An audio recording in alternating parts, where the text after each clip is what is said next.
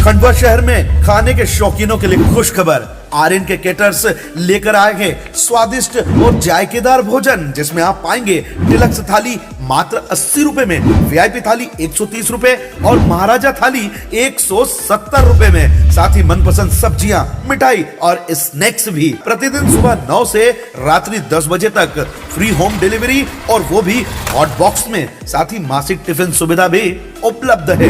हमारा phone number है 9644960504। आर्यन के केटर्स, शुभ परिसर, जसवाड़ी रोड, खंडवा।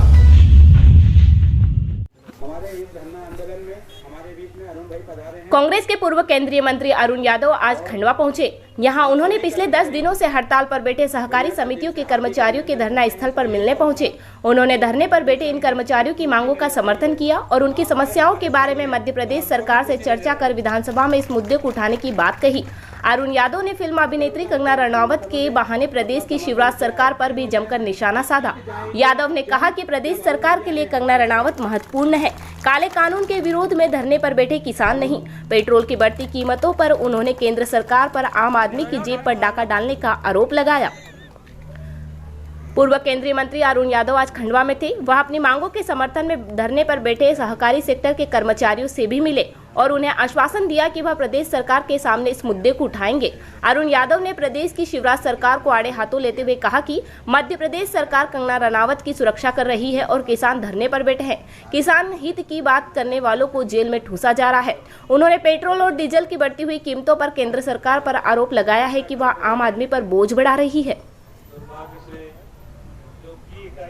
बड़ा एक महत्वपूर्ण विषय है जिसको लेकर प्रदेश की सरकार को सचेत हो जाना चाहिए।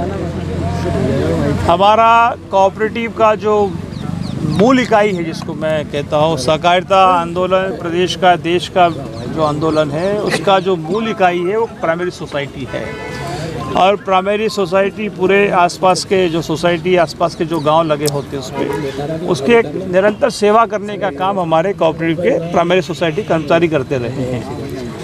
कुछ मांगे जो निरंतर पिछले 15-20 सालों से, ये 15 साल तो सरकार ही उन्हीं की है, 20-15 सालों से मांग जारी है कि जो हमारा वहाँ का प्रभारी है, वहाँ का ऑपरेटर है, वहाँ का पियोन है, वहाँ का कैशियर है, जो इर्रेगुलर है, जो स्थायी, उसको अभी सरकार की तरफ से मान्यता नहीं मिली है।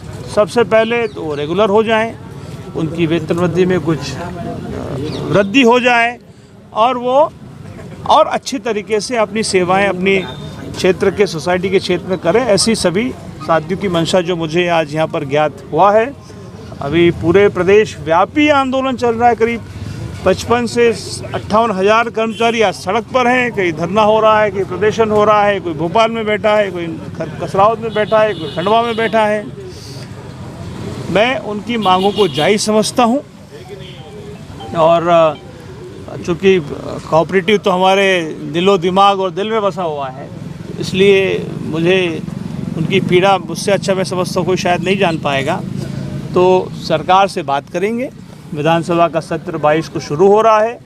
जो माननीय साथियों ने जो मांगे रखी हैं उसको विधानसभा के पटल पर रखने का पूरा हम लोग प्रयास करेंगे। सरकार से मांग करेंगे, मुख्यमंत्री को चिट्ठी लिखेंगे, सहकारिता के जो अधिकारी उनसे चर्चा करेंगे, मंत्री से बात करेंगे और अधिक से अधिक साथियों को लाभ मिले, ऐसा हमारा प्रयास होगा। प्रदेश की सरकार को कंगना रनौत की ज़्यादा चिंता है।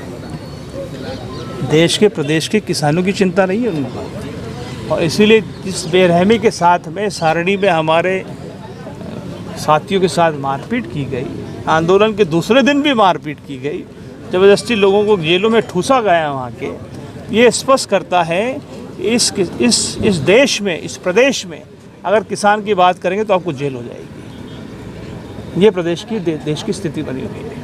पेट्रोल के दाम बढ़ रहे हैं। एक सांसद का बयान है महेंद्र सिंह सोलंकी का कि लोगों की आमदनी भी बढ़ी है, पेट्रोल के दाम बढ़ गए तो क्या हुआ? पूरे देश में सबसे महंगा पेट्रोल डीजल मध्य प्रदेश में बिकता है और उसका कारण ये है कि जब क्रूड ऑयल के रेट्स कम हो गए तो फिर ऑयल तेल के भाव कम क्यों नहीं हो रहे हैं? तो सीधा आम लोगों के जेबों पर डाका डालने का एक नया प्रयास प्रदेश और देश में चल रहा है।